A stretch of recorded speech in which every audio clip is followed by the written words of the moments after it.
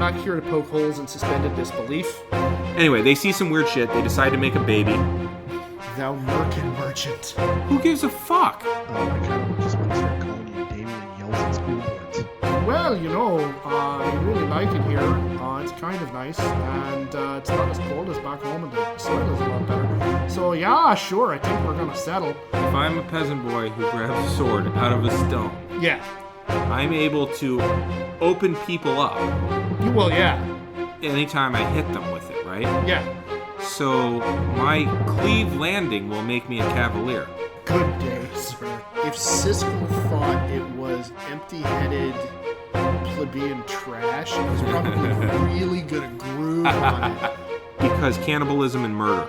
Pull back just a little bit and build walls to keep out the redheads. Man, used to work with Burt Reynolds and Authorial intent doesn't exist. Some people stand up to wipe their butts. Some people stay seated to wipe their butts. Like, it just...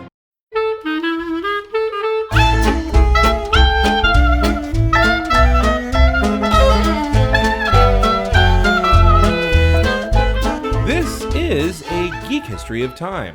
where we connect nerdery to the real world. My name is Ed Blaylock. I'm a world history and English teacher here in Northern California. And I'm going to forego talking too much more about myself this evening because I don't want to take up our guests' time with that. Who are you?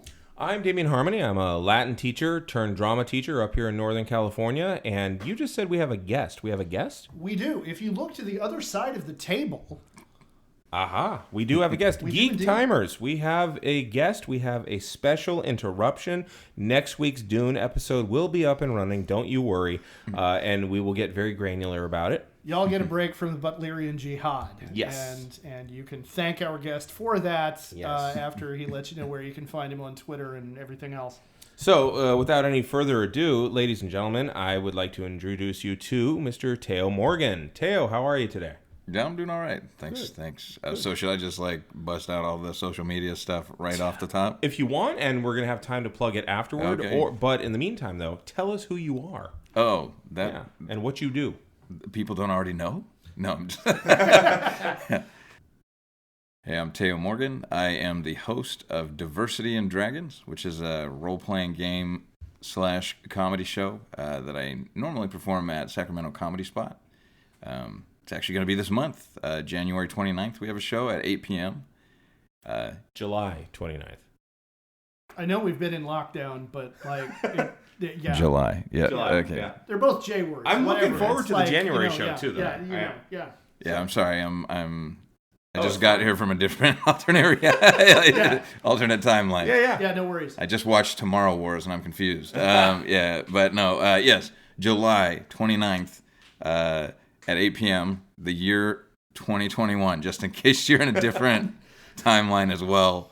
And if you're listening to this after that, still listen. It's going to be a really good episode because Teo's got some really cool stuff to share about Dungeons and Dragons. So Yeah.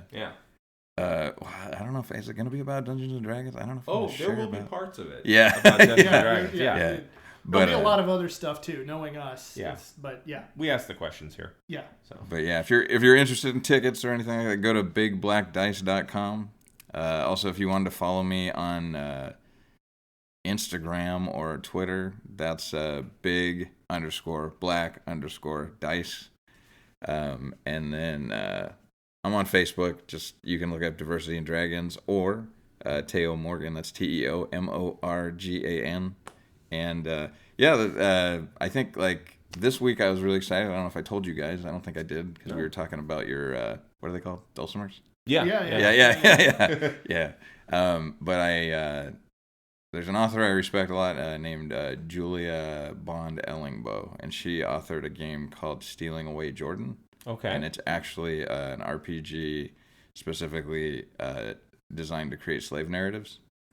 Yeah. And so you make your party makes slaves, and then the GM leaves, and you all conspire with each other, and then the GM comes back and runs the plantation or whatever, and then usually it can be simple stuff like just trying to figure out how to get the master to give one slave a pair of shoes, or it's more narrative, I guess. It's not it's not quite like Dungeons and Dragons. Right. I do think you can die in it still, but I wanted to get that because I'm actually gonna take the rules from my show because I actually had to basically redesign. I use like a D20 format, but there's so many rules to D&D that trying to cram it into 1 hour, which is what I have, was tough. Okay. So to be a stone. I was kind of inspired by the Black Hack, which is an indie RPG that's it uses the disadvantage and advantage system that got introduced in 5e, but mostly it's like kind of OSR, or old school revival. But it's very simple. It's only like a 64-page book, I believe. And then the White Hack is also super simple. That informed me because they kind of borrowed something from Fate. Do you guys know about Fate Core or Fate? Well, I do. You do. Okay. I don't. Yeah, Fate kind of eschewed hit points altogether. They do like stress, and then if you take your stress, then you start accumulating or accruing consequences. So you'd actually write what happened to you. There's different levels of consequence. So you'd write, and I would ask, like, Damian, the guy shot you with a shotgun, and you took so many shifts of damage. What happened? And then you would you say, because the mechanics determine that whatever the consequence is, it's gonna affect you in a way. Like I can say, you'd say, oh well, I have buckshot all embedded in my shoulder, and then you write that down, but it's got a mechanical effect that's consistent no matter what that is. Okay. So and there's ways within that system. There's ways that you can say, okay, well, I have buckshot in my shoulder, so I'm gonna play off of that in this interaction with, like, later on, you're carrying that around with you. You can be like, oh, well, I really need you to do me a favor because, I got. You remember I got shot trying to help you out. You could then get a point. Yeah, from the game master by essentially. Yeah, I'm gonna elicit sympathy. Yeah. Okay. Or if somebody was like, the guy's got a strong magnet or something like that. Whatever you could try to. Say, well, I've got metal in my body, or I go through the metal detector, or and it goes off, or I know when it's gonna rain always. Yeah. Exactly. Yeah. Oh, wow. And then meanwhile, the game master can then turn around and go, you got buckshot in your shoulder, so So Rene Russo now is interested in you, and there you go. You have a sex scene. That's cool. I like that. Okay. So wish the White Hat kind of borrows from Fate in that way that Fate has two classes of things, like aspects and then consequences. Consequences are basically like negative aspects. Mm-hmm. I'm sorry, I'm getting so deep into this. It's fine. This is the right place. This is the place. Yeah, this 100%. is the time. Okay. So and then we'll start asking you questions. Yeah. So then this guy, Christian, I forget his last name, but anyway, he wrote Leitner. But he wrote the White Hack, and he that would be Sean Bradley. Sean Bradley. Yeah. Oh, these are all references that are beyond me. Basketball. Okay. Yeah. 7'6". Yeah. Go on. But he kind of took this idea, and so in White Hack you have strength, dexterity, constitution, intelligence, all this. But what he did is alongside it you can write things. So like if you're a dwarf, you look through dwarf, and then it would say like dwarves have infravision or whatever, or whatever. So you could write that, right? Or no, you write that you're a dwarf next to 3 of the stats you want it to affect. Okay. And then you get to roll at advantage. Reason for it. Yeah, you get to roll at advantage because you're a dwarf. Instead of it being like across the board, all dwarves are good at this thing. Right. You get to say like, well, this dwarf, it's affecting his strength and his, whatever. It's kind of so you could potentially say like, you know what, I'm going to play a dwarf, but I'm gonna take that to my wisdom, but like I'm gonna be sickly. Mm-hmm. I'm not going to spend that into Constitution. I'm right. going to be, the dwarf who, I'm the dwarf who got TB as a kid, And I have to say, it's been a while since I played the White Hack, so I think I may be explaining that wrong. But where that leads is that my buddy, I have a friend, Mike Oliver. He and I, he wanted to totally revamp, make an OSR type thing just for him. And so he did Grey Hawk, which is a combination of White Hack and Black Hack. Well, he called it. I did not expect that reference to come from you. You're welcome. Okay, well done. But his thing is called D&D Redux. I think it can be found on Reddit. If you dig deep enough. But we talked about using that same kind of idea, but for wounds. So that the idea was that if so much damage happens, then you take it as a wound, write it next to your strength, dexterity. It becomes whatever. a narrative focus instead of just like these points are missing from you. Yeah.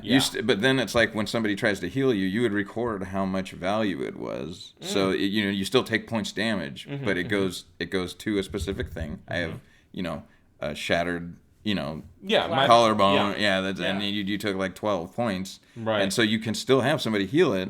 And part of the reason we talked about this so much, it was annoying to us that hit points aren't really health. Right. But you use healing to diminish, to get rid of it. To get them back, Yeah. Because really what hit points are is points that you're using to buy off hits. You're nothing's happening to you.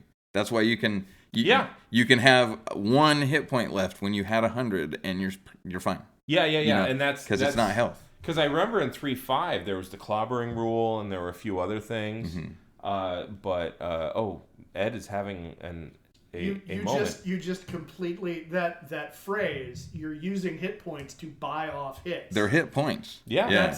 Literally. That paradigm. Like from now on, that's exactly how I'm going to explain. That. And that's why you're fine. That's why there's no mechanical hit that would have cleaved your head. Yeah. And then when you lose the last one, you had no more points, so you took it. And that's why Gygax explained it in the DMG as it's a factor because he said it's not experience because the older you get, the weaker you get. So and it's not your health getting better necessarily, but it is somewhat like toughness, learning how to dodge or take a blow. He explained like all these factors. How to roll with a hit. He spent like a lot of time. And a lot of charts. He spent a lot of time on a lot of charts for everything. Yeah. Hit points, remarkably enough, was not one of the things that had a lot of charts attached to it. Well, I think he was running out of time that night or something because he was like, I already took care of the 8 charts for barding. And, Don't forget pole arms. Right. God, that man had a hard-on for pole arm nomenclature. Yes, he did. So anyway. All right. But I'm glad because I wouldn't know what is it a bardachet? Is that I wouldn't know what that was without Gary Gygax.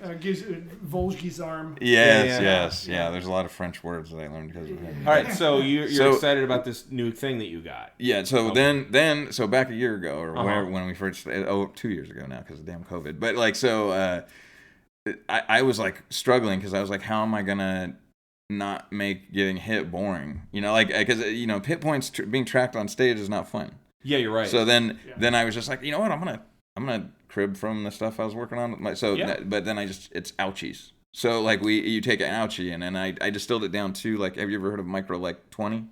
No. Okay, Microlight 20 is a really compact indie version of Dungeons and Dragons that's meant to be backwards compatible, but you only have 3 stats. I think it's like strength, dexterity, and mind. They just basically collapse. Okay. Kind of borrowed from that. So like I have strength, dexterity, and wit. Mm-hmm. Okay.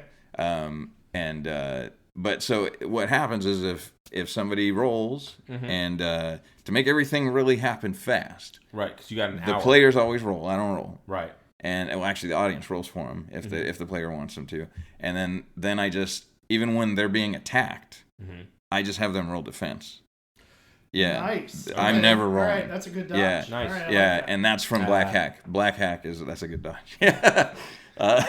See, I could do it too. Yeah, I know. Right. It only took you 117 episodes. But so then if they fail, it's just a simple, they took an ouchie. We don't do a second roll for damage. They just take an ouchie and then they write it down and I ask, what happened to him, and the audience tells me something wrong. Right. It's usually, he got kicked in the asshole. It's always something like this. So then I go, write it down, Ruben. Write it down. You got kicked in the asshole. And then what happens is, then if you get 3, then you're kind of like, you lose agency at that point. You're not. Okay. I don't necessarily kill you unless that's what I want to happen for the story. Right. Yeah. I do exercise a lot of GM fiat in the show. But it's because we got to get it done in like an hour. It's that's been something I'm working towards because I want to kind of publish it, but I want to fill it out a little bit more. I want to make it so that it's a little more. You can make robust. It more crunchy if you want at the gaming table because you won't have hopefully the time limits that we have on stage. Okay, I think I like what you just said there is that you want to get it published, but you still want to fill it out more. I think that's a really good term for what we need to do for this episode because you have fed people water from a fire hose just now. Which, like, I was able to hang with it because I know you and I know about your show. But, like, I mean, take us back to the beginning if you don't mind. Okay. Like, and I'm talking the very beginning. Like, you and I mean, you are probably Ed's age, not mine. Obviously, you're older. But you've been playing role-playing games for how long? Oh, I'm talking go all the way back to the beginning. I generally don't talk about my age very much because people and don't that's believe fine. me. But That's fine. I've been playing since the 3rd grade. Okay, cool. You know, Yeah. And Wow. Right. and I've been playing so long that I remember when TSR wasn't a thing to be ashamed of. High five. Yeah. And no offense to Jason Elliott, who, by the way, Jason Elliott he's the guy who owned the registered trademark of TSR, but it lapsed. And then, I'm sorry, I'm getting into the inside baseball game. So let's go all the way back to diversity. Do I want to go all the way back to... I want to start from the beginning. Oh, We'll okay. get to My diversity first and character dragons. was a half elf, Okay. half gray elf, half human acrobat named Quicksilver. Okay, so this has to be Yeah. beginning. This has to be AD&D then, right? This isn't second ed even. Yeah, It was Thief AD&D, Acrobat yeah. would It was be- AD&D. Yeah, my first book, edition my AD&D. first D&D book was the one with the idol that they're trying to pry the eyes out of. Oh my god, my Yeah, daughter and the I PHP, just had a great yeah, discussion yeah. about that because Yeah. he shows up in one of her cookbooks. Oh, okay. And so then I showed her because I also bought her the book, The Art and the Arcana. Oh, okay. It's like the visual history of Dungeons and Dragons, and like we thumbed through it until I found it. I'm like, that is really important. And she saw it in Volo's, I think, Volo's Guide. Oh, okay. And because it's now its own I creature. want that book so bad. Oh, And Volo's I have, is fun. I have. Oh no, the art. The art one, Arcana. that's also fun. God, I want it so bad, and I have no rationale to explain to my wife why I need to have it. Like, and with a toddler. Oh, because honey, Anyway. I need to give him nightmares before he goes Yeah, to sleep. pretty much. Yeah. But like we looked through it and we found that very thing, and then I Okay. explained to her how important that picture was. Oh, yeah. Because in the Volo's Guide, you see it's missing an eye, so they succeeded in prying it okay. out. And just like kind of telling her the history of it. So okay, so that was your initial. Yeah, PhD. that's the first one. Yeah. I still have that book. It smells like my mom's house, which is like just smoke and smoke. On top of smoke. All right. Yeah, and then what was weird? Okay, when I look back on my first experiences, because we were in 3rd grade. How old are you? Like, 8. You're 8. Yeah, I'm like 8 years old playing this game, going over to other kids' houses. Okay. Each kid's house is like a separate ecosystem. Yeah, exactly. Yeah. I was gonna say a completely different country where the rules are all different, the laws are all different, Yes. and they speak a different language. Yeah. I remember I went around my school. Uh-huh. Quail Avenue Elementary. There was this weird thing, and I don't know where it came from, but they would just make up spells. They would just make them up. These kids had a spell called Death, Crack, Melt, or there were 3 different spells or something. Okay. And it was like they would kill you, Uh-huh. and then crack you, and then melt you. But and I was like, what's going on here? And I was looking through my player's handbook, like, where is this thing? But what was happening is that no kid wanted to call other kids out for the bullshit they were doing on their characters. So people would just make stuff up, like, and they would just be like, what do you have? You have that, and then they would just write whatever the other person. It was like they were cheating in class. Yeah. So like, you have a +5. Holy, what does that do? Oh, can I see your sheet? Just write it down, and then they take that character to another game, and just moving around. Yeah. Okay, so 3rd grade, so it's legitimized in your school. Yeah. Like it's not some underground thing. Like it's mainstream in your school. That year, yeah, most of the boys I hung out with were doing it. There Okay. were no girls doing it. Okay. That you were aware of. Yeah. Yeah, and it was we were actually, when I look back, we were a pretty diverse group of kids. My school wasn't amazingly diverse, but like all of the kids, my dad is black. My mom's family is Irish American. My buddy Carl, his mom was Japanese. His dad was, I don't know, but named Horton. And so and then there was a guy named Jorge who was from Honduras that played with us. And at the time when I was a kid, when I was a kid, I was exactly what Republicans want to be. Yeah, you know, like I actually didn't see, Yeah. and none of it really affected us and how we interacted. So the reasoning of a third grader. Yeah, exactly. So, yeah. So it's that level up for them. Yeah. All it was is that Jorge was very dark because he was darker than my dad. You know, like Jorge was Latino, but he was darker than my father, who is pretty light skinned black dude. And then Carl was like darker than me, even though he's Japanese and white. Right. Yeah. And I'm very light. Most people think I'm like the highest tier of Puerto Rican, I guess. You know, the highest political tier of Puerto Rican. You know, I think that's how it works. Colorism in Puerto Rico. I think you're right. Yeah. I mean, or BET. I think there's also colorism on BET. Colorism seems to be tends to go toward whoever stayed indoors more was more privileged. Well, because that was status. If you didn't have to go out and work in the field, then you were wealthy. Yeah. Which meant status. Yeah, but when I was a kid, like, I mean, the game was very diverse. We even had a kid that I didn't know he was gay at the time, but later on in school he came out. But he was effeminate when we were younger. He liked to play with the girls mostly, but he would play the game with us. Okay. And then I don't remember. You know what? I remember my buddy Mike's sister trying to play with us, but then she cried and ran away because I think he killed her or something. You know, but you know how games go when you're little. Well, you just know that when you're younger, like kids are taking out their frustrations in the game. Yeah, you know, and they're expressing power. Yeah, exactly. All right, so were you your first game master, or did somebody else? No, somebody introduced me to it, and then one of the strange. I used to draw a lot when I was a kid. Okay. Much like Sam from Atypical. That by the way, that show. Like when I watched that show, I was like, how the fuck do they know about my life? You know, But I wasn't fortunate enough to have a therapist or anybody to try to help me. But I used to sit in the hallway and listen to headphones and draw in my book. And, you know, didn't smile the right way, or you know, all the stuff he did.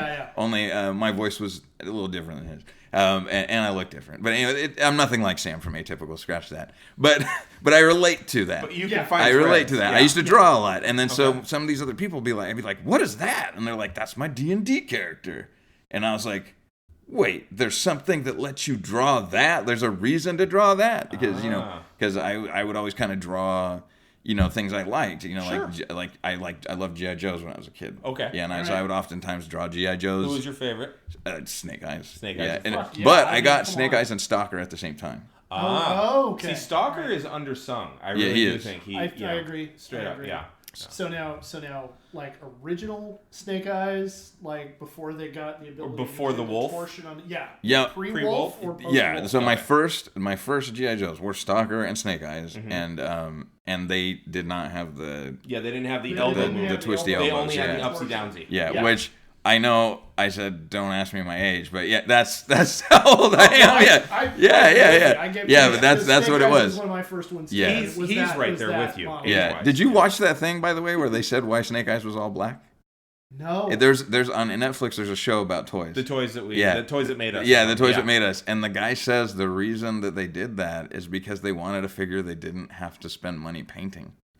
Wow. Yeah. Wow. Yeah. Okay. Yeah. Holy shit. Because he's just all black. First Snake Eyes is all black. Yeah, you know, that never occurred to me, but wow. Yeah. All right, no, that makes sense. But yeah, so I would say this. Stalker is probably my favorite, actually. Yeah. Stalker's my favorite, but Snake Eyes pops to mind. Sure. But he's then iconic. As soon as he pops first, and then Stalker says, "Nah, bro. Be cool. Yeah. You're mute. There's more, and then there's Dave. You know?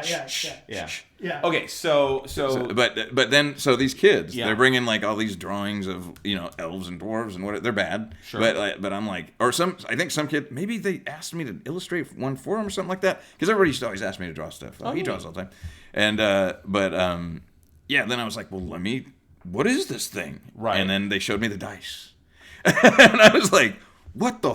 You know, do you remember, you can swear on this show. I couldn't swear. I just was like, is my mom around? I was like, I'm channeling like into the like third grade or whatever. Like, you know, what the fuck are those? You know, like and these are polyhedrals, you know. Wow. Yeah, and then I went to Comics and Comics. Do you guys remember that? No. It was at Birdcage Walk. Oh yeah. Yeah. Yeah. Well, for a long time. I'm originally from San Diego. Oh, okay. So my experience with Comics and Comics over there wasn't until '95. Okay. When I was in college, and a friend took me over there and was like, Oh my God, this is like, for me it was Rigel Games and Books down in San Diego, which is sadly dead. But yeah, I know the experience you're talking about. Yeah. Walking into that store for the first time. Well, yeah, because like when you first, you're like, there's a what? Because before then, by the way, I didn't get all my books at Comics and Comics. My first books were purchased from Toys R Us. Oh, yeah. There was a period where packaged them for that. Yeah. There was a period where I got, but I didn't get the like funky old like monster manual with the like kids drawing on the front. Right. You know what I'm talking about? Yeah. The one I got. Like Pitfall was done better. Yeah. Well, it looked like when you're a kid and you just draw a line for the Straight ground, across. and then there's the Somebody horizon. filled it in. Yeah, and then they drew all the monsters on top, and then they drew the subterranean monsters underneath the line, And but I kind of wish I had that, Sure. But the one I got was, I thought it was better. It's the same book, but it was done by Easley, and it's the one with the hill giant, like swinging, I think a mattock or something like that. Yeah, and that when I got that book, because I got the other one just to understand the rules, but when I got the monster manual, that's when the fucking world blew open, because I was like, oh my God. And then I found out there was other books. Another kid had a DTs and Demigods. So then, I was like, what? And then right 25? You can get your stat up to 25?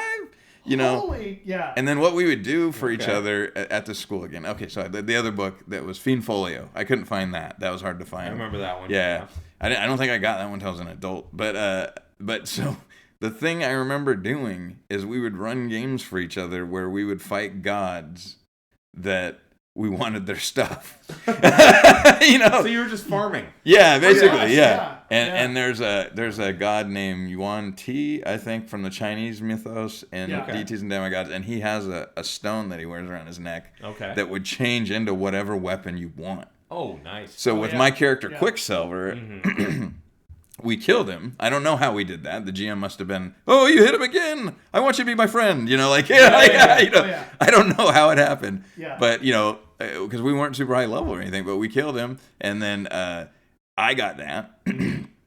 I can't remember why. But then from then on, whenever I'd fight something, because I used a bow, is I'd be like, arrow of slaying that guy, and then and then I'd kill him and then go get it again. Damn right. Yeah. Back when playing D&D was winning. Yeah. You're trying to win. It's still winning. Like, I just think that now it's like people are trying to win against the other players. Like to be out more creative than the other. Well, they want to exert their will on the direction the party takes. Oh, they want to exert their will about how the rules should affect another person's character. Interesting. They want to exert their will on what you're allowed to say at the table as a player. Yeah. And this is where, this is where we're in the same OSR group. Yeah. I've watched Paul Meyer. Anyway, I need to shout out all these people, do I? But the admin, I was mad proud of him during Pride, because he just started kicking people out who were shitting on anybody that talked about being gay during Pride Month, right? And how it related to gaming. This is a fucking game. You're allowed to talk about your fucking life, you know. The game is second to your life. You may have joined this, so not to have any, but these people are trying to talk about, hey, I just wanted to talk about Pride Month and how I really appreciated D&D and how it affected me as a kid, because it gave me some place to, and then they're like, we don't want to talk about you being gay, why are you bringing politics into it? Right. He's not bringing politics into shit. He's talking about his life experience. Yeah, no. Well, and if his life is politics, you better rearrange your politics. Yeah. Because... Well, that's a fair point, because everything is political to some extent, when you're talking about, but if you're in a power system, if someone else's existence is political, there's a problem with your system. But I mean, if the person next to you at the table is allowed to go, me and my wife, right, we went out to, freshen up the marriage a little bit, we spiced things up, went out to the coast, rented a room, how we do. He can do that. I say no more. Yeah. But the other person at the table can't, because they have a same-sex couple, or shoving it down our hot, steamy throat. Yeah, or the one person can talk about how their Christmas went briefly, but the other person can't talk about Kwanzaa or Hanukkah or whatever. Why are you making it political? You're making it political. Yeah, it's that meme that went around, I don't know, a couple of weeks ago, that the two types of people to a white gamer. me and political. Yeah. Male and political. Yeah. Straight and political. Yeah. It's like, fuck you. Yeah. But that's exactly how those groups were. And, Okay. I'm sorry, I'm going to segue myself here. So that brings me to Diversity and Dragons. Can I tell the story of that? How that happened? Well, I want to get there, but Okay. I still, prefer still, more chronological. We're still okay. Oh, yeah, So still, you're we were still in third grade. Third grade. Okay. Okay. So from third grade. This is how we never do a single bottle episode. By the way. Yeah. Everything is at least a two-parter. Yeah. Okay. Yeah. Okay. So you're in third grade. You get drawn into it literally because you're drawing and kids include you, and you fall in love with it immediately. Pretty much, yeah. Once I realized they're just fucking telling stories, and this lets us make the story kind of fair, sorta. Okay. I mean, except for that guy that gets to be an asshole. The rest of us have to do whatever he says. Right, he's the game master. Yeah, but then that's when I started realizing, if I go to this guy's house, he runs the game a little different, and this kid's house, I'm stay over at Bobby's house versus Jimmy's house versus so and so. They all run the games different. This guy thinks a armor class works like this. This one misread it and thinks it looks like these guys. And then when it got to second edition in Thaco and well I think in second edition they might have ditched Thaco. Were they still using Thaco? No, they were still using Thaco. Oh my god. Yeah. But I do know that they started, they expanded from just weapons proficiencies in AD&D to proficiencies in other areas. Yep. And then I was just like, that just started making me go, wow, this is amazing. Like it just keeps growing, and the technology, it's like technology, Yeah, built on itself. Okay, so. But go ahead. In junior high, I found other games. I was like, oh my God, my brain explodes like Teenage Mutant Ninja Turtles. I remember that one. Fuck yeah. Yeah. Putting a pin in that. Okay, put a pin. I know he's got something to say, and then I have a question for you. Yeah, sure. Okay, so was TMNT the first non-D&D game that you played? Do you remember what I think the first non-D&D game I played was Marvel Superheroes. Yeah. And yeah. Okay. But TMNT was second, I think. And that's exactly my experience. Yeah. Exactly. Yeah. Junior high. No shit. All right. 5th and 6th grade Marvel Superheroes, 7th grade TMNT. And I'd played D&D when I was like 6. So now, was TMNT your first non-D&D game? Okay. No, but I was curious about what your first one was, because that's like for anybody who's a paleo gamer. Is that a thing? That's what this called? Well, it's my term. Is that OSR type game? They were there. Yeah. Old guy. We're fossils. Games. Yeah.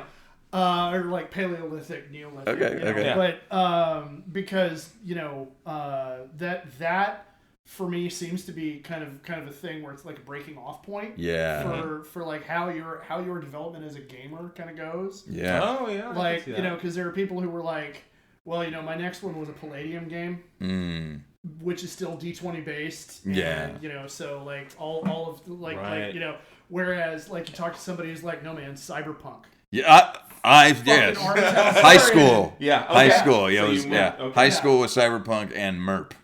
Oh, nice. Yeah, Middle Earth role playing. Yeah. Which is actually a derivative of Rollmaster. Yeah, Rollmaster. From Iron Crown Enterprises. Exactly. You want to talk about a shit ton of charts. Yes. And by the way, Iron Crown Enterprises from Ireland. That's I mean I basically project, I'm black. By the laws of the land, I am black. But I am also very proud of the Irish people and the fact they survived the English Empire. Yeah. I am proud of all of my peoples. Yeah. And so the fact that Iron Crown Enterprises out of Ireland made MERP, and I loved The Hobbit in grammar school.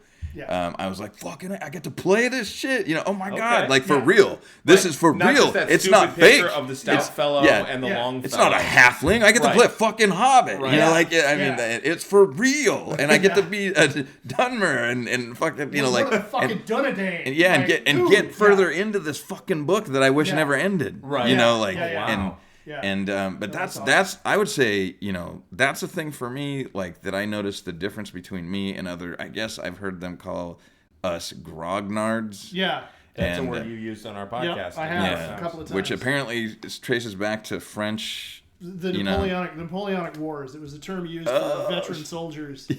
Yeah, so Damian is holding up the rule books to Damian's superheroes, which he still has. He's got the Faz rip. And are filled with the handwritten sheets. My kids, my son and I sat down and made characters all week. That was the best. Like we made characters more than we played. Oh, totally. I did the same thing in Burp. That was most of what I did. Like, I couldn't get it in my... Like, I showed the rule books to my buddies in my group growing up, and they looked at it and went, I don't want to deal with all these fucking charts. Yeah. So I wound up spending a bunch of time, like, when I was supposed to be doing my homework, I'd be, creating Rohirrim and That's awesome. Behind you, you'll see a whole bunch of, like, what are the composition notebooks, where my daughter has written stories, and my son has, too. My son has planned out an entire campaign for us. Really? In Marvel superheroes. My daughter has written out entire stories of quartets of adventurers going on, and we've even created subclasses and all kinds of stuff. That's really cool. Yeah, it's cool, but we're not here to talk about me. That's okay. No. So back to you though. You had a question for him, or? Well, I mean, I kind of got the answer to it. But, okay, but we were just kind of riffing on talking about that. Yeah. But, so it's interesting to me to find out, where was it when because nearly everybody. Certainly our age or Damian's age and a little bit younger than Damian. D&D is like the first, it's like the gateway game. I call it everybody's like first language of gaming. It's very common for people's first experience to be D&D, and then I think that's why it predominates because other people might be like, yeah, I've played GURPS and whatever, and only 2 people have another. You guys really need to play, and then they're like, I don't know. It's just like people who won't venture out of English, right? You're like, but I don't want to go in that store. It has Spanish on the front, and it's like, but that's where you're gonna get the best food. What? Yeah, I'm like, you never been to 99 Ranch? It's full of Asian people. I don't know what to do. I don't know what to do. I think I saw rabbits. I want them to bring it to me. Right. But I do feel like there's so many. The other system. It turns out I didn't know it as a kid, but it's BRP by Chaosium, basic role playing. But ElfQuest. Do you remember that? Yeah. They published ElfQuest, so we were really into that. So a lot of comic books, oddly. Indie comics or side bar comics or whatever you want to call them, those were my vector into other games initially. Nice. Okay. But I want to like speed right ahead. Can I just fast forward past to Cyberpunk? Yeah. Let me. I just want to. I want to home in just a little bit though, because what you said earlier was that one of the things that really grabbed you was there was such a differentiation from house to house. Yeah. And that ultimately there's a phrase that you used. You said, "Oh, this is just storytelling, but we can make it more fair." Yeah. Do you think that's what resonated the most with you? Because I have friends where escaping reality resonated the most with them. Yeah. I have friends where getting to tell stories was the most resonant thing. Other people where it was just like, I get to act like Wolverine because I have a punch dagger. It's like, some people got into the hyper violence of it. Being powerful. Yeah, for a lot of people. So, like, what was it? Was it that storytelling and the fairness aspect of it that? Yeah, well, as an adult now, I realize that the narrative thing, because I did like Conan the Barbarian. I liked Lord of the Rings. Did you play that game too? No, okay. I've never really played Conan. I had a couple supplements for the D20 version of Conan, but I was using it for Fate. Oh, okay. Because later on, I was playing Fate, and I was borrowing other books and using it as because Fate is very easy to adapt, and so. But yeah, eventually, so what happens? We go through this whole thing. I went through a phase of like, because I did think like it's about telling a story, and we all get to contribute. God, I didn't get to that until I was in my 30s. Yeah, I really didn't. Well, the thing is I changed too because when I was a kid, I bought into that idea that it's all collaborative narrative and stuff like that, but it really isn't the way you play D&D. It's like the GM tells you everything, right? And then you go, I turn left. Yeah. It's like choose your own adventure. Yeah, it's a little more complex. With scenery. Yeah. You've got those 4 choices at the bottom of the thing. Yeah. Either I attack it with spells, I attack it with my weapons, I attack it with I seduce it. Yeah. Or and then somebody's like, "Can we talk to it? Shut up." Yeah.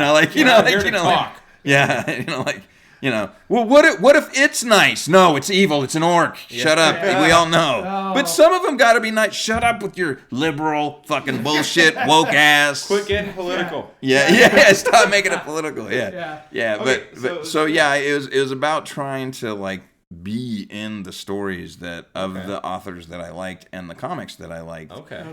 And be able to like I said, make it fair in the sense that I know that the DM can't do whatever the fuck they want.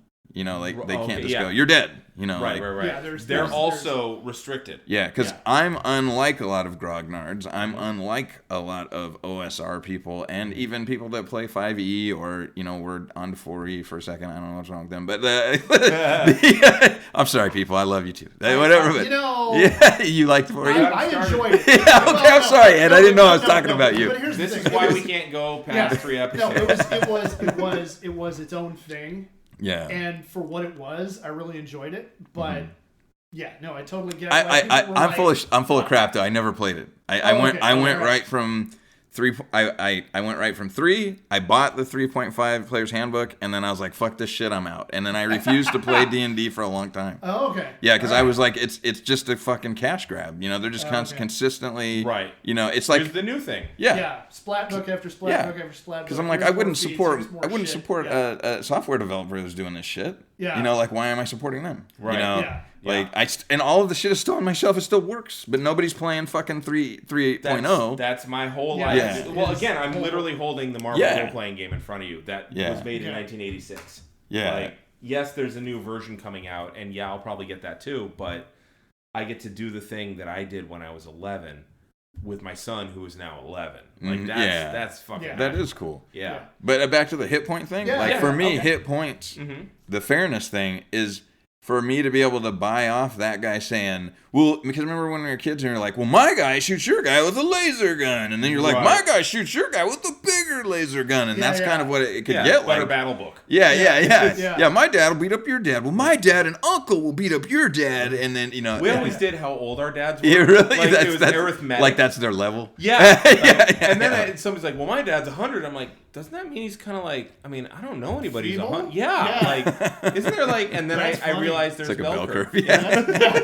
That's why, see, the only time anything like that happened with me was for the brief period of time I actually lived in military housing. Okay. And then it was, well, my dad's a commander. Oh, they pulled rank. Yeah, literally pulling rank. And Jesus. and of course I lived in the officers part of housing, so it was all, lieutenant and above. People jockey. So professional jockeys. People turned into assholes. All right, so middle school was TMNT. Well, let me go to the hit points though. Hit points were very important to me back then because they were a way to buy off that whole. Well, then my guy does this. You're like, you're like, well, he just be an arbitrary. Yeah, how many hit points does your guy have? Because we've hit him a lot, and now I've been keeping track. He should be dead. That was so. I got attracted to hit points for that reason. Okay, but then it's different than what I notice other people because some people will say, well, I like having death, right? At the end of hit points because it adds risk. And I'm like, well, for me, the risk is I can't do what I want. Right. It's not that my character is dead. It's that I'm not allowed to do what I want. And you can do that in Cyberpunk by horribly maiming people. You don't have to kill them. You can take their arm off, literally take their arm off so they can no longer shoot because they can't use their dominant arm. Okay. And they have to play that character. Now you can make that a fucking adventure that they're going to go try to get a cybernetic limb. Right. Because they're broke. They already lost all their credits, to some robbery, or, that something happened to them. Cyberpunk blew, so let's fast forward to Cyberpunk. Yeah. So Cyberpunk blew my mind because that was the first time that I experienced my buddy Rusty and my friend Sal, their way of playing Cyberpunk was different than most other people I played with. Most other people took the D&D kind of mentality, and they're just like, now we just have guns and cyber. We're gonna murder hobo through the future. Yeah, murder hobo through the future. Yeah. But like while I was doing something important or whatever, Rusty or Sal was much more like he's gonna get a big credit if I ever fucking publish this game because he changed my fucking mind. But Sal would constantly have like when he rolled your life path because they had a life path where you'd roll. Okay. And for each year of your life. First, Mike Pondsmith, the author Mike Pondsmith, is kind of brilliant in that the way you generate your character, you roll on a table for your nationality and your ethnicity, and you roll a D10, and then it would say like black, this, that, whatever, and then black, white, Asian, whatever. But then in parentheses, it would say what nationalities you could be in that.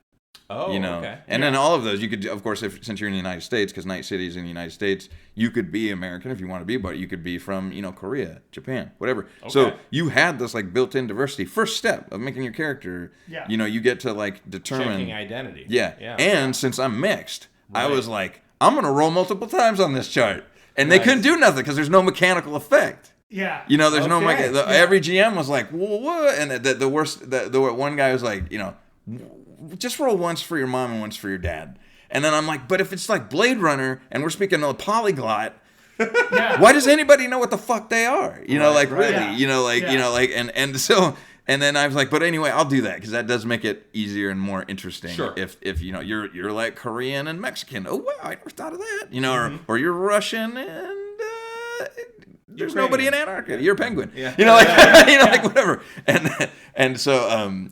But yeah, I think that blew my mind. And then you go through in Cyberpunk and you roll. So each year you might get a mentor, and then because you had a mentor and you get to pick what skill, then you have like a +2 and to use a sword or something like that, or you and they switch it up. The flavor changes, but it's all effectively the same mechanic. You get a +2 because you had a mentor. It could be like a martial arts thing, or a military mentor, whatever, or an academic mentor. Yeah, but. What happened with so most of the people I played with, they just roll through, they have you roll and document it, but then they just count all the pluses. Sal went through and he would name the fucking people that you learned from. Oh, wow. And then he would have them in the story. He'd have notes. Then he'd have, while you're sitting here trying to do like the thing you fucking learned from the fucking club or the bar, the whole tavern type of, introduction. Right. He still used that convention. You got a lead on to go steal something from this guy because this crime boss and this poser gang wants it. So you're going to do that. Then you get a phone call from the guy who taught you how to use a sword that his fucking dojo's burning down. And then you're like, what do I do? Steal this fucking thing or go save my fucking sensei? Wow. And then what? Then you're like, well, fuck. You guys stay here, shoot that guy, and then I'm going to go shoot these guys. I got a thing I got to do. And then when you jump on your bike or whatever, you go to jump on your bike, there's people fucking stealing it. What the fuck? And then I was like, Sal, how the fuck do you know this shit? And then it turns out Mike Pondsmith wrote this excellent thing called Listen Up, You Primitive Screwheads, which is a direct ripoff. Amazing book. It's an amazing book of GM advice. Okay. And he's just like, never let your players rest. Never let them rest. Wow. And then when I went back to playing D&D after playing with all these amazing people who read Mike Pondsmith's, just like keep the fucking don't make it so the players are hunting. The players should be hunted. They are important. They're so important. They're affecting the power balance that the power should be after them, or the people that are just marginally more powerful than them should see them as small fish to be eaten. Which. Sorry. No, go ahead. I don't want to jump on your toes, but one of the things that's interesting about that is the whole universe of Cyberpunk being built around power politics, corporate, the issues that were being brought up just by the existence of the game, talking about corporate interests and all that kind of stuff, and the difference in paradigm that was involved from what Gary and all those guys were writing. That's a fair point. I hadn't even thought of that because it's inherently political. All the things he's doing, even though it's made up, he is acknowledging that there's the U.S. was an imperial power that was dominating the Middle East. Some of his shit is prescient too because he wrote this shit in it's like the 80s, early 80s and then 90s. Like he revised for 2020. But it was pretty prescient. But some of it steered another way, and then it's also funny to think he thought we were gonna have tapes in our arm. Like a magnetic tape deck in your arm. But yeah, you're right. I mean, I'd not thought about that framing of it, but that his game is inherently political. He just doesn't take a side. I think, it's true. I think any game is going to be obviously in response to what Gygax was doing in Ohio. And it was Ohio, right? No, it was Wisconsin. Wisconsin. Okay, I was close. It says the left coast. But people who vote against their interests. But I mean, true. Yeah. What do you call it? But what he was doing out in the Midwest, essentially, and what he was basing it on. We had an episode a couple years ago now about being being a 9th level fighter in going to 10th level. And in AD&D, remember, you got freehold. 10th level as a fighter. you drag the rest of the party with you, and I'm going to carve out this territory in the wilderness, and I'm going to be the lord of this territory, and I automatically start getting 1 silver piece ahead from all the commoners living in it every month. That's an assumption built into, like, well, okay, if you become a fighter, you get to this level, this is what happens. Right. That is inherently political. It is. I mean, we had a whole episode about it, and it was basically Gygax came from people who were homesteaders in the West. So just clear out the Indians, the orcs. Yeah. Thank Which, you. Yeah. Which he explicitly made remarks equating them. Yes. I've said that. Like D&D, some people are like, "Oh, hope better, hope." And like, D&D is cowboys and Indians. That's what it is. Yeah. Yeah. So like, but so any response to that will be also political because it's either a furtherance of it or a rejection thereof. Yeah. There you go. So now I have a question for you because you have mentioned systems a lot and the intricacies of the systems. Are you drawn to a game because of its system or because of its world? Or do you even separate those things? It's evolved. Like I was drawn to things because of the world, as Ed mentioned. You know, like I'm like TMNT. I could fucking play it. And then when After the Bomb came out, because I love post-apocalyptic stuff. After the Bomb, I was like, fucking, I can make mutant animals. That's crazy. Nice. You know, like I don't just have to make the stuff that's and because After the Bomb, like you just go wild. You know, and then I was never really into supers. I'm still not super into supers. Okay. But you know, I'm respect into supers. Yeah, I know. Yeah. Do you like vampires too? No. Because vampires are supers, basically. I know. Yeah. It's the weirdest thing. Like, I was more into vampires. Yeah. Because I think it's because I could catch it. Right. Maybe if I thought about it, but I'm probably never going to be a super. I guess you get bit by a spider. But the odds are low. It happened to one kid once. Gamma radiation, accident. Yeah. Vampirism is just slightly more plausible. Than most super. No, I never liked vampire stories that much. And honestly, any werewolf type story had to also do with vampires, so it immediately turned me away from it. Okay. And it's kind of like why I don't like the Oakland Raiders is because of their fans. And so I didn't like... Wait, what? my brother grew up in Oakland, and he was a Raiders fan, and like I would see like videos of people in the black hole. That's what they called like the big fan center. Oh, okay. And like they'd be stabbing people, literally wearing like Klingon outfits and stabbing people for wearing orange because they were playing the Denver Wait, Broncos. they showed them on... You saw this? Yes. Like, Yeah. There's video of them stabbing people? Video. Just fat white dude just stabbing the shit out of a guy as they're dragging him out. And he's just getting his licks in. But he's like getting a knife in there and jabbing him. Like, I'm just like, what is this? Like Kentucky? he's British or something, and this is soccer. Right. You know? So I've always had an antipathy toward that team. Because of those fans. Because of their soccer hooligan kind of vibe. Yeah. And I've always had an antipathy. Soccer hooligan on meth. Literally. Jesus. But I've always had an antipathy toward vampire type systems because of the people they're attracted to it. Who kept getting attracted to it. And like it's like I don't know. It just I want to revisit LARP actually because I've seen some fun stuff, but I LARPed once, and it was in a vampire game, and it bothered me so much how much the particular community. I'm not saying this about all vampire players, but that game I was in. Gangrel. No. Yeah. I was actually a Bruja. Okay. And I was Russian, and I got to use my Russian accent was pretty on point back then. But I guess probably I'd be canceled right now for using it. I don't know. Right. Yeah. But no, what would happen is I would do it, and then people who hate cancel culture would say I should be canceled because I'm doing the same thing. Whatever. Yeah. But so I played it, and my buddy got me into it. He was a really avid player, and then I was just like kind of really not happy about because LARPs are big masses of people, you know, generally. And so then they have cliques, you know, within there.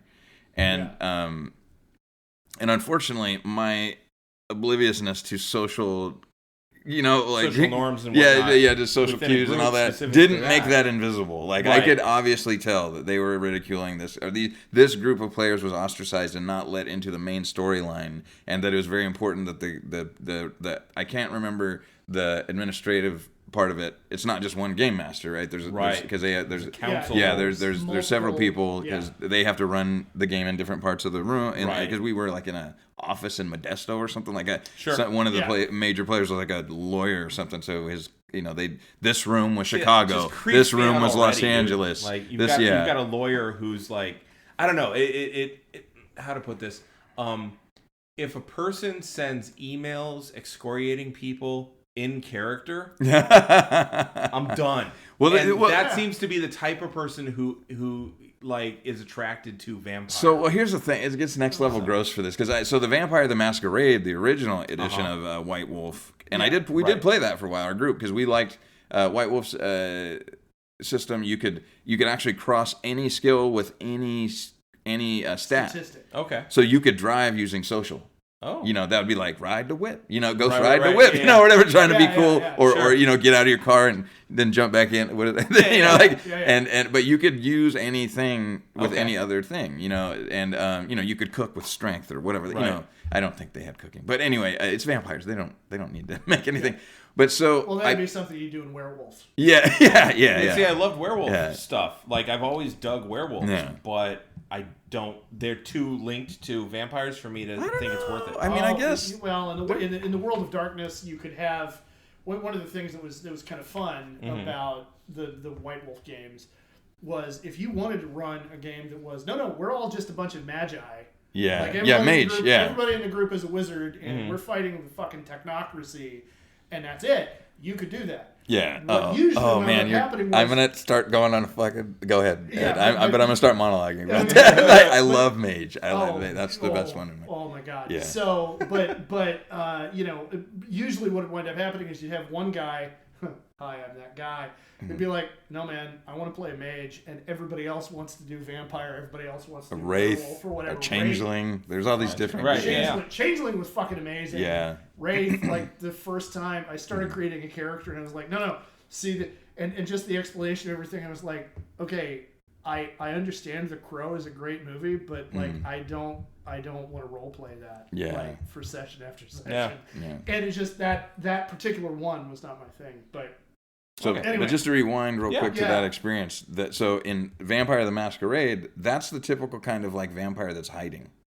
They don't want humans to find out. But then they released another game called Vampire the Sabbat, and the Sabbat embraced their monster. They felt like we should control humans. They're just cattle. That's what these people were playing. So I come into this room, my buddy, by a lawyer from Modesto. Yeah, well, I can't remember exactly. Not going anywhere good. Man. I don't hate on it. They're using their resources to kind of help the community, whatever. Sure. But so we go there and so I get introduced. They're like, oh hey, cool, new player.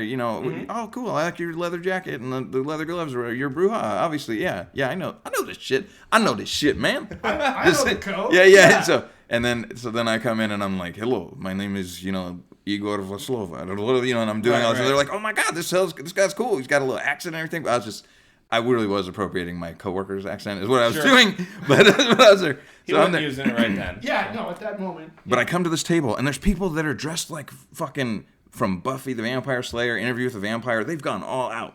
They have frilly fucking French costumes, period pieces, and I'm like, oh, this is kind of dope. I mean, I used to make fun of it back in the day when we first read the shit and it said don't bring an actual weapon to the table. Like, why do you have to tell vampire players not to bring a weapon to the table in the book? Right. Like, we never actually brought any weapons to the table. Yeah. So, but then I'm there and then they start talking about who wants to take the first sip, and then I'm like, what's that? And my friend's all, oh, they just cracked open the head of a baby and they're all gonna take a sip of the blood out of it and whatever. And I'm like, what? And he goes, this is Sabbat. So they're just like embracing that humanity is just ours to whatever. And then I'm like, can I kill these people? Like, am I allowed as a player to start killing these people? Because they're wrong. Like, I mean, like, can I be from the Masquerade where I'm like, what are you doing? They're gonna find us out, And it's like, yeah, don't.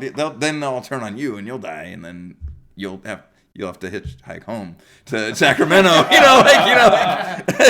So I just sat there being really frustrated, and then I got put in that sense because I didn't even like the fiction they're doing. I don't want to be the bad guy.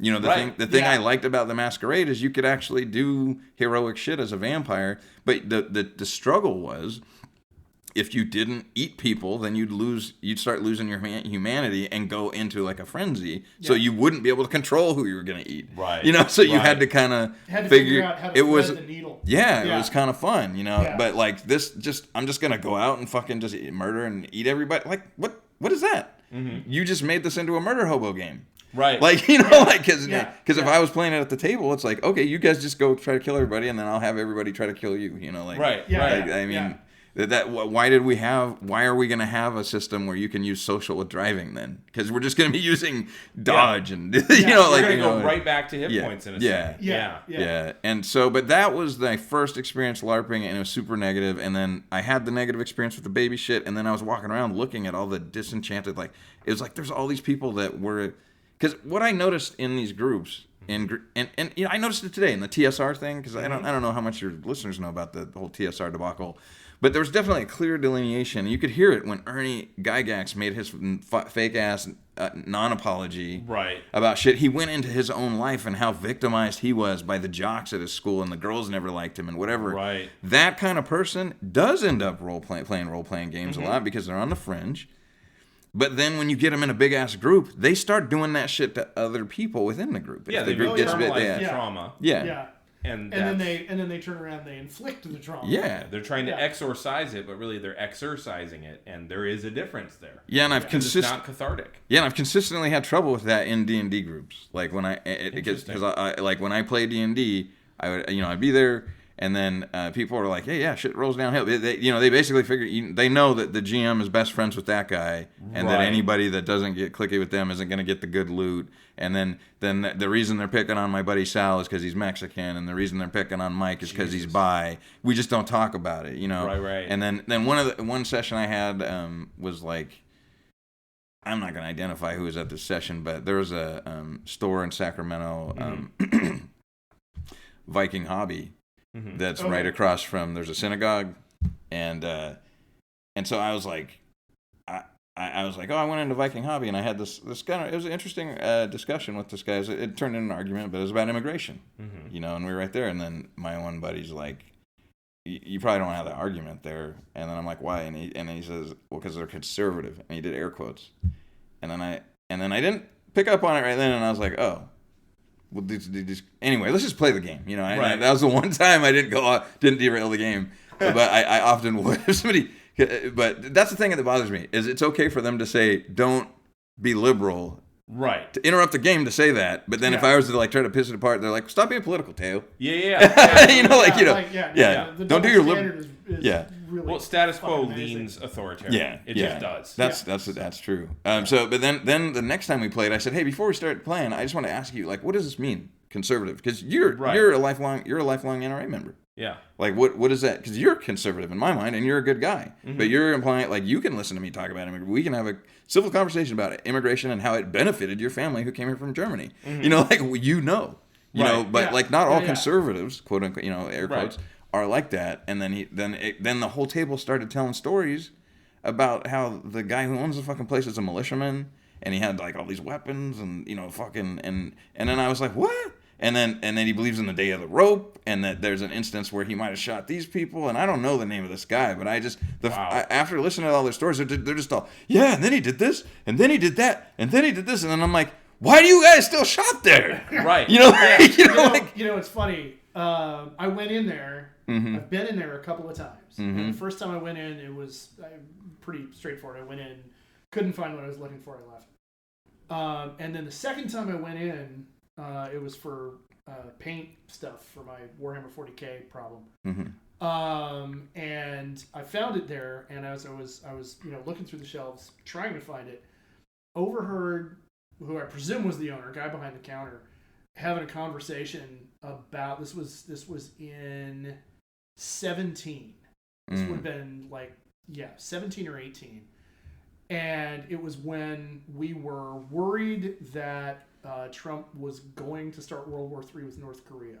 I remember that. And listening to what was coming out of that guy's mouth about, Trump's the only one that could, deal with Kim Jong-un. And I'm like, it took every, like, I did, you know, the math you do when, as you know, somebody in that setting. And I know it's funny, me as a cis white guy saying that to you, but but like, you know, anytime anybody, but anytime anybody's in a situation where you look around and you're like, I'm outnumbered here. Yeah, you're in enemy like, territory. Yeah, and like, okay, I'm not going to say it because I immediately wanted to be like, are you fucking high? Like how divorced from reality do you have to fucking be?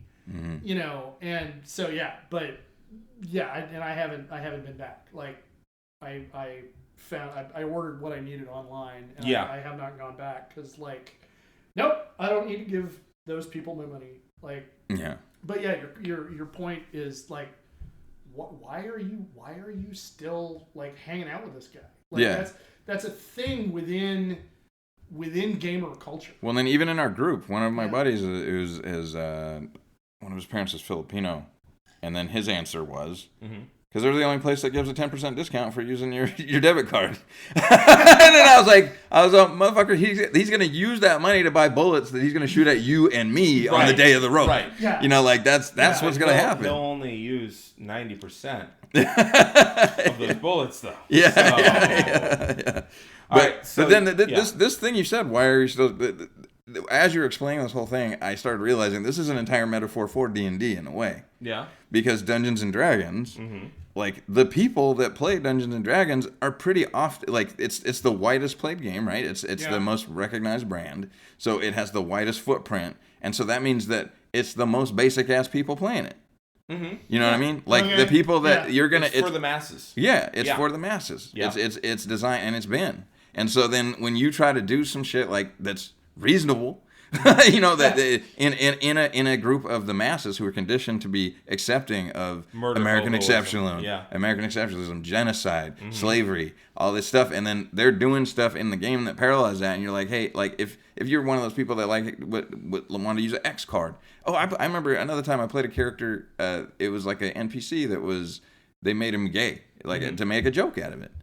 It was just easy. They're like, maybe, because I was going to see if I like the group. And then I was like, no, I'll play him. You know, I'll play him. And then they're like, well, we kind of made a joke like he's a gay illusionist. His name's Glimrai. You know, whatever. And I'm like, I'm going to play the fuck out of Glimrai. And then, like, ever since then, every character I made has been gay. Because after I started playing gay, and I said he is gay. You know, it's not a joke anymore. Glimrai is gay. Yeah. Fortunately for you, I'm not interested in role playing sex at all, no matter what. You know, my persuasion is, but he's gay, and then they didn't stop. They didn't do jokes anymore. It wasn't funny anymore because it's like, you know, now that I'm there. Yeah. And then I had a buddy online, and he said because I asked him about when he makes characters, does he ever make heterosexual characters? And then he's like, not really, because if I don't make a gay character, there's not going to be a gay character in the game at all. Yeah. The GM's not even going to have any gay characters, you know, like generally, you know, if I'm playing D&D, like, because I'm playing it with a bunch of cis white guys, and they're hetero. Presenting. It's all hetero. You know, as far as they can tell, they're hetero, you know. Yeah, or they're just like, I just have normal, you know, thoughts about my brother, like any other, you know, evangelical fundamentalist. You know, like I'm not coveting his wife. I'm not doing it. Yeah. You know. No. And you know, I'm forgiven. I'm not perfect. I'm forgiven. You know, like whatever. Yeah. All right. So you went from cyberpunk, where you learned essentially a new narrative style, into and then you had and I learned it's okay to be black, and it's okay to be Asian, and it's okay to be both, and it's okay to be a robot, and it's okay to have a dick or no dick. You could, you know, it's okay to have your sex changed. It's okay to do all of these fucking things in cyberpunk. Okay. And it's authored in the same timeline. So this bullshit about they're products of their time. Well, obviously it matters that guy was black or something, because why can't white people not do it? Yeah. You know, why, and why is it that if they're authoring a fantasy world, why does the fantasy world have to parallel our fucked up history? You know? I often will ask that question, is like, why does there have to be racism, like in D&D? Go back to the basics. Like I wanted to play a drow recently, and I was playing with somebody who he's 100% forward thinking. He's 100%, and he just straight up admitted, he's like, I have these biases because I grew up reading all these books where the only drow that was ever good was the one that you followed. Yeah. And all the rest were evil as shit. So, like, to me, it's like, well, the NPCs are all going to react and react to them. And I was like, that doesn't need to be. Like, the game I run for my kids, for instance, we've run into way more vicious and angry gnome barbarian tribes than we have orcs. That's funny. Oh, it's great. I love that. Yeah, and my kids keep running. Do they all have a Napoleon complex? I love that shit. I love that kind of. Yeah. It's like it's almost like gamer anachronism, stuff. Yeah, it's like I just flip it a little. I just invert. Yeah. Well, in Diversity and Dragons, I try to make sure that all the goblins have New Jersey or New York type accents. Nice. They're like, "Hey, what are you doing over there?" Like that's and yeah. And awesome. coding. Yeah, I really did. You see the one about the elves having like a 1930s news announcer accent forever? Sounding like Mid-Atlantic news announcers from 1920. That's funny. I like great. that. Yeah, Every elf everywhere is always. And what? Well, the Great Western Purge will be happening soon. Yeah. I remember somebody said dwarf. It was a different one, but somebody dwarves said are no longer dwarves, Scottish. Dwarves, we've punished the Scots enough. Yeah. Dwarves are going to be somebody else. Yeah. I know what how'd that happen. I don't know. Beards. Well, I think the Lord of the Rings movies had something to do with it because and now I'm totally forgetting the actor's name. I want to say Brian. John Rhys Meyers. Yeah, John Rhys Davies. Davies. Welshman Davies. Yes. John Rhys Davies actually said, "Nice. I am the ruler of the sea." But speaking of casting decisions, but John Rhys Davies was interviewed about playing Gimli, and he said there was something about the dwarvish people. Having a certain bloody-mindedness that made him think of the Scots. Oh, and so totally bigoted. So Gimli had that North Run.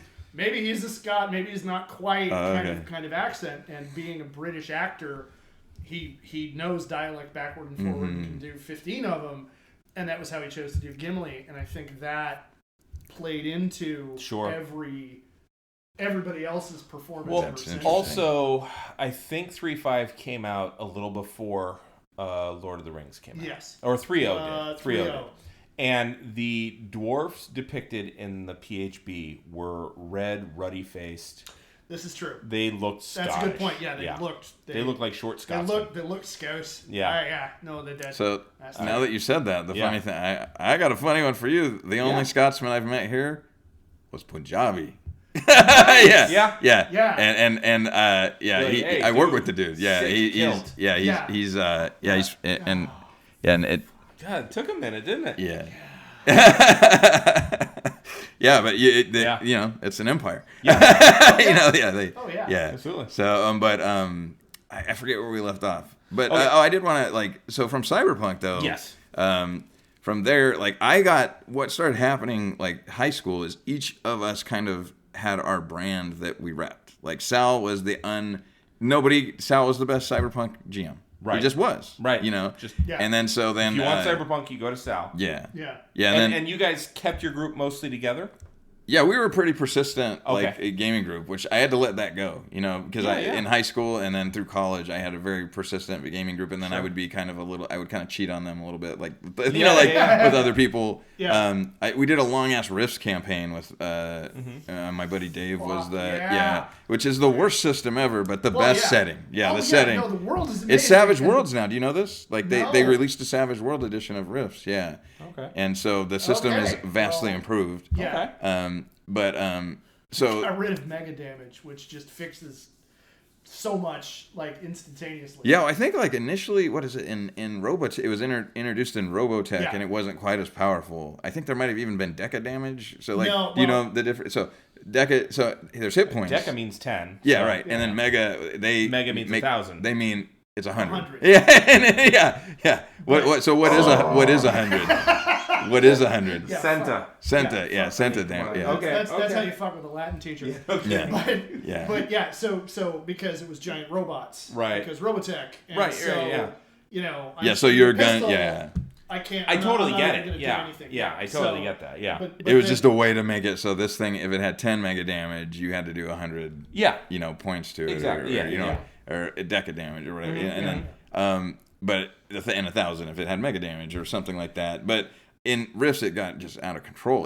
Each subsequent supplement escalated. They had huge power creep. Yeah, it sucked. Yeah, if you made a character right out of this core book, and then you made one out of books that were published like 5 years later, there's just no way. No balance. Yeah, there's no balance. All right. And okay, so you were again high school. You did the cyberpunk, and then you moved on to like you said in high school, you had friends repping different things. Yeah, right? well, college is when it really started happening. Well, okay. We would go through. In high school, I kind of got down to just D&D because I got into the campaign with my buddy Rusty, who's one of the most influential. He's the guy that that's the first time because I played other games more legit, like straight from the book. But really, I'm not kidding. Like my elementary school experience and a lot of my my junior high experience with gaming was people that played D&D just doing whatever the hell they wanted. There was all these books, but they were really just there to pick stuff out. And I don't know what it was about it. But then when I started playing ElfQuest and Marvel Superheroes and whatever, and TMNT, we were reading the books and we were running it according to how we understood the rules. Do you think some of that also just has to do with literacy and emotional maturity, though? Possibly, yeah. I mean, because if I'm not there to corral in the kids, I'm sure my kids would just go far, far afield. It would just ape shit. So I'm sure there's something to do with that. And then as we matured, then my buddy Rusty got me to play D&D again. I was kind of like, I don't really want to play D&D. It would be cool. Yeah, a lot of people are weird when they come back to D&D. They're like, oh, geez, why am I doing this? Because I've already gotten it's very limited. Mecton Zeta or whatever. Yeah, it's super limited. Yeah. But Nice reference. Thank you. What was it? Mecton Zeta? Oh, Mecton is R. Talsorian, isn't it? Yeah. Yeah? Yeah. Okay. Yeah, R. Talsorian published Cyberpunk. So I never paid attention to creators. Okay. Which I'm the worst. But I did that professionally, as an historian. I could tell you schools of history. Enough's a fuck enough. I just want to dive into a world. So I never paid attention to creators or artists or writers or even systems, really. I was always the world guy. Give me a world that I will enjoy, and I don't care what the system is. I'll learn it as we go. So here's a weird thing: is I paid attention to their names because some of them have cool names. Gygax, Pondsmith. You know, I didn't. Dave Arneson, who doesn't get, I think, enough credit.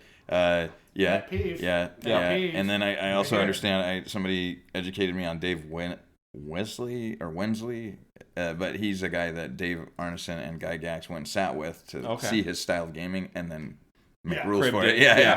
But Mike Pondsmith, I played Cyberpunk for a very long time before realizing he was black. There's no pictures of him, know, but it just made sense when I found out he was. I was like, it makes sense that he's the only person who's, Yeah, when you start looking at the world that he's created, that looks. What is he responding to? Yeah. What is he including at the outset, like you said? Yeah. And how are things metastasizing within the world? Yeah. As well as how do you almost. There's no non-clumsy way to say this, so I'm going to just apologize after, I guess.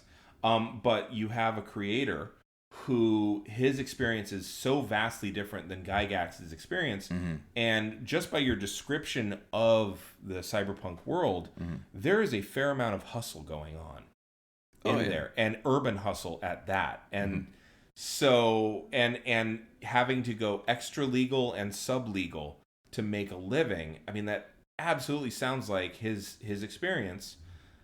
Unless he grew up with Uncle Phil. Yeah, I don't his experience. Yeah, I don't know Mike Pondsmith's background. He might be military, like Gary Gygax, but I think that whatever it is, I think if you play D&D, you realize there's hella hustle in that too. That's all you're doing. It's hustling. You've got thieves, you've got assassins, you've got. Yeah, but he looks down on thieves. Yeah. Who Gygax? Oh, hella.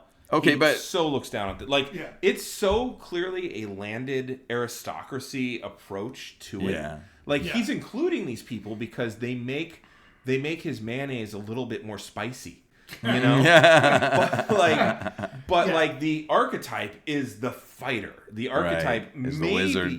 Maybe the wizard, but really the wizard is just Can we just Is segue that in? is Can that we segue? intellectual over there? Yeah. So you play D&D a lot? I do. Do you use Vancian magic, the whole memorization thing? Like, 'cause I hate that. I've always hated that. With the wizard stuff? Yeah, because it's straight from Jack Vance, in his novels. Right. And like, why do you forget your fucking spell? Why would you forget your spell? Well, okay, so when I play D&D, I've never played a wizard because I think memorization is a dumb mechanic. But I understand it in terms of cum. Cum? Yes. Yeah. So this is a great analogy. You can blow your wad, right? Mm-hmm. You have a refractory period. Yeah. You just do. And when you're younger and more vibrant, maybe that refractory is a little less so you got all these lower level spells. Little jizzes. But as you get older, you got the Peter North money shot. Okay. But then you have to rest. You absolutely need an 8-hour rest. You need one, unless there's some sort of ring of a cock ring of enchantment of some sort. Otherwise, so that's how I conceptualize it, but I also never play a wizard. I think it would be a sorcerer. Exceptionally funny if in that system a wizard cast all their spells and then they just have to go to sleep. they're like, I gotta go to sleep. Yeah. I'm done. What? I'm not done. You're done. We're not done here. That was bedroll talk, baby. It's still here. Well, I'm sorry, man. I couldn't find the little knob. You have to hit on it. I'm sorry. I couldn't find his weak point. I'm sorry. I'll try again tomorrow. What do you want? Yeah. The rationale when I have run. I already cast web. When I've been the one designing a world, the rationale I've used is sorcerers have innate magic in their bloodstream, and so they're just able to sling shit. Mm-hmm. Wizards actually have to cast the whole spell. Mm-hmm. And so the kind of dodge around the idea that it's memorization, it's not actually memorization. It's you have had to prepare the ritual right up until the last 5 or 6 trigger words. And so the reason that you're able to cast Fireball, which by all rights should be I'm going to stand here and I'm going to have to monologue at your ass for half an hour to summon the power to do this thing. No, you've got everything but the trigger words done. So wizards are just edging. Yeah, pretty much. To follow with your analogy, yes. Yeah. But it's you've gotten you're humming when a wizard is done preparing all of those spells. Mm-hmm. If you do detect magic on him, it's I'm gonna step over here. Yeah. Because his engine is idling a lot. If you sneeze, you're way too many RPM right now. Over here. And so that was my dodge around. I agree that when Vance wrote those stories, it was a way to number one make everything eldritch and weird, which was his thing. And number two, it was an explanation of prismatic spray, which disintegrates whatever you pointed at. Why do we even have a story when you can just go after the bad guy and do that 8 or 9? Yeah, it's plot armor. It's like a sort of plot armor. Yeah, it's reverse plot armor. Yeah. It's I'm going to give you a weakness. Is plot you can nerfing. only do this, and then you got to So from a narrative point of view, that makes perfect sense. From a game balance point of view, it's if all you need to do is stand there and just keep going, Creo Ignem over and over and over and over again, what's the point? But narratively, it's well, it seems like you could have a mechanic so we're just starting from scratch. Yeah, we haven't even read a book. We don't know what they are. But you could just say I'm casting magic, so the next time you cast it, that everything's magic in the world. Mm-hmm. You're controlling some of it. Everything's magical. Right. So the next time you cast it, they built up a resistance. It's they have an magical immune system, and so it's less effective every time. So that's why you need to switch. That it could just be like a fight. You don't keep just punching the same. Hey, right? Hey, hey, Right. And also, I think it could be the case that depending on the spell, some spells you can't dodge or avoid. But sure. It seems like. With the saves, the way with the savings throw system, you could give the person a bonus every time the same spell got cast again. Yeah. Them. Oh yeah. Oh, but I know what you're casting. I'm going to start booking this way because I've smelled that smell before. Yeah. But I really appreciate systems like Mage that was mentioned that make spell casting more into a matter of skill. Like it's you know how to shape. Okay. You know, the energy of the world, but you're focused on this sphere. You know, that's what mage was. Sure. Is you'd have different classes of mage. So there's like the Akashic Brotherhood versus I don't know who else because I only ever played the Order of Hermes. So they're different schools of magic. And there's one guy that like there's some folks that could focus on entropy. Sure. You know, sure. and what you would do is like if somebody pointed a gun at you. Then you'd be like entropy on the gun, and then it starts rusting. Yeah, or jams. Easier one to do would be. Oh, did you remember to load it? Yeah.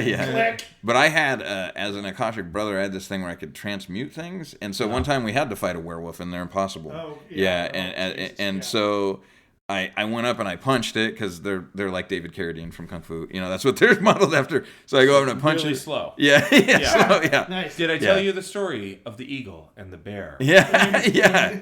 That's how I distracted the werewolf as it was tearing up the cafe. And then I went and punched it. And then I said, when I punch it, I'm going to cast transmute on its fur and make all its fur silver. So it's all like silver needles in it because we didn't have any weapons that could damage it. And then I said, if I do that, would that cause aggravated damage? You have to cause aggravated damage to monstrous creatures or whatever.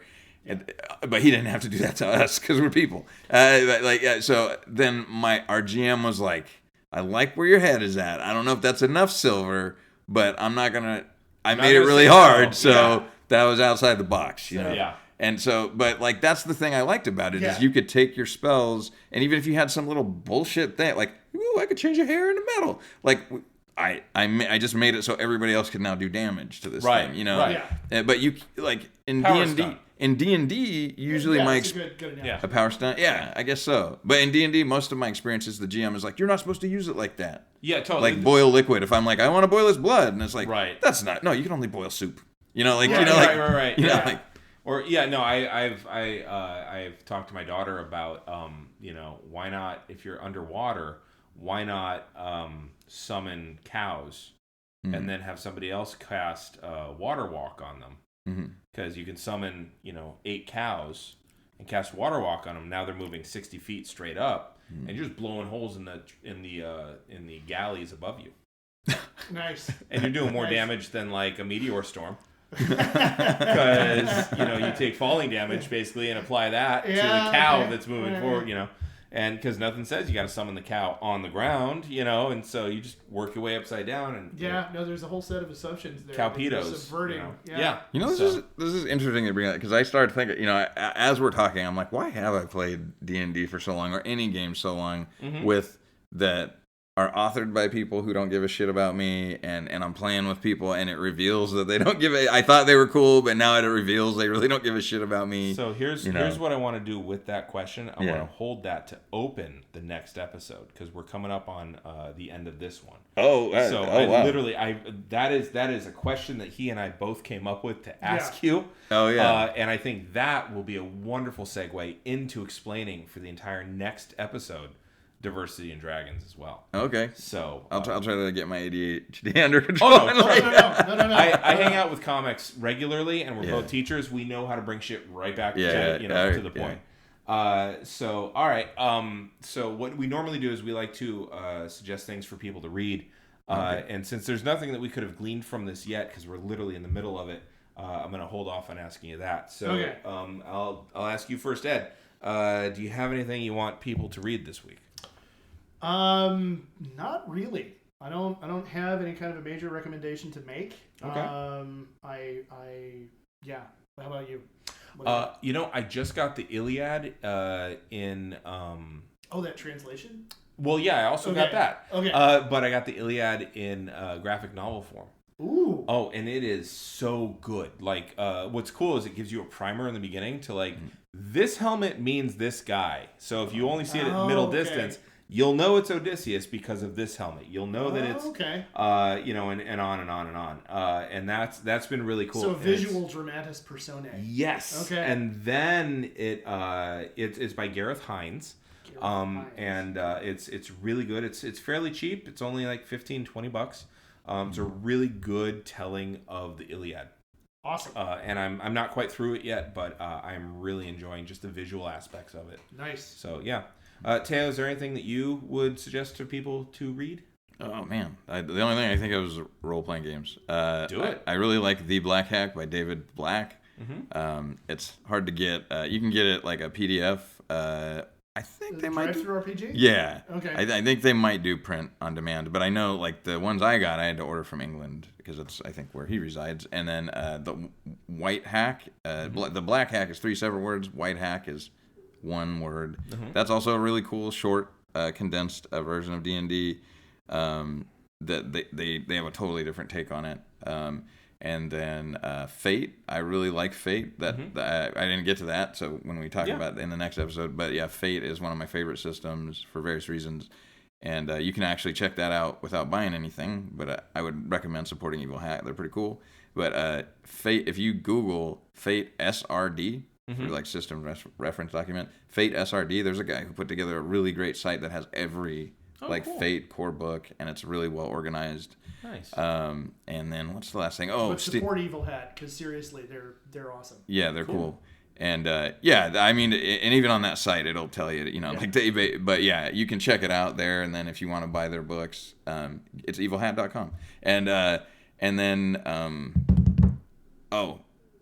Diaspora, which is Fate 3.0. It's way behind. It's way back on the. But my buddy Brad Murray, and then JB Bell, they're Canadians. So the super civil guys, and like they believe in healthcare stuff. But they wrote the first sci-fi Fate book I think Starblazer. Anyway, let me not get into that. Starblazer might have preceded it, but Diaspora is hard sci-fi, and they had like a lot of subsystems in there that were really cool. Like they had wealth as a track, like a damage track. Oh. So it was your health, nice. Your so like a mental, and then wealth. So healthy, wealthy, and wise. Yeah, and so when you'd bring your ship into dock, you would have to basically make a check against your resources, and if you failed, then you take hit to your wealth. And if you got a consequence, it would be shit like a loan shark is after you, or like whatever. So it wasn't. That's awesome. Yeah, it's fucking great. Brad and JB really were awesome, and that's the first book of Fate I bought.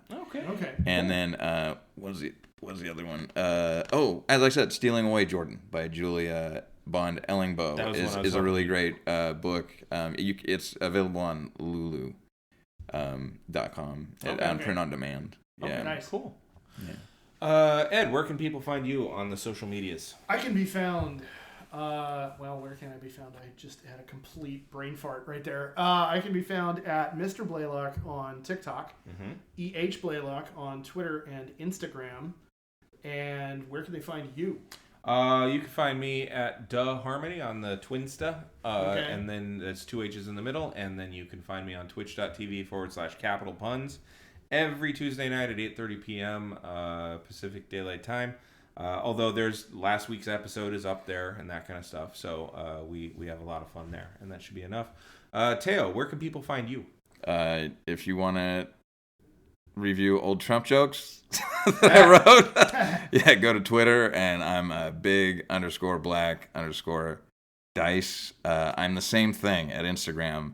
It was mostly pictures of me during COVID at this point, trying to get outside because I was sick of looking at the wall.